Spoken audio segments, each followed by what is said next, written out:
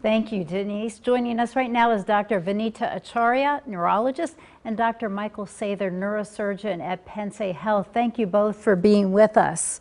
Thank you. Dr. Sather, we have learned some very interesting information about DBS. How is DBS effective for patients who suffer from epilepsy? Yeah, so you've highlighted some really great cases for these patients, and epilepsy treatment can do the same thing with DBS, so the outcomes can be just as good. It's a little bit newer to the game, so it's been FDA approved for about 1.5 years. So what it does is working through a structure called the thalamus, which is a structure deep in the brain, in the center of the brain. And it has connections to multiple areas throughout the brain. In fact, all lobes of the brain connect through the thalamus.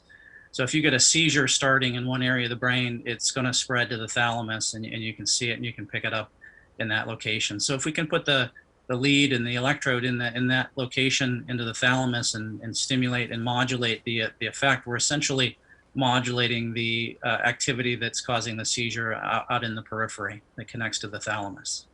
So very interesting. Dr. Acharya, how do you know if a patient you are treating might be a good candidate? Great question, Deborah.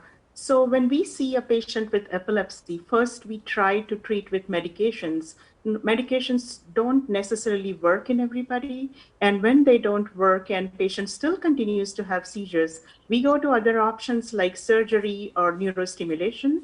Now, traditional surgery is the best option where you find the focus and remove it, but not for everyone. So there are patients where we don't have a clear focus and their seizures come from multiple areas, or they have had surgery and continue to have seizures despite that. In those cases, this is a great new option. Clinical trials have shown that this is very efficient. It's somewhat like a pacemaker, so to speak. And what we do is there is a targeted area to which we give stimulation, and it has worked great. So we are very excited about this new option. And Dr. Acharya, how do you work with the neurosurgeons to create a treatment plan?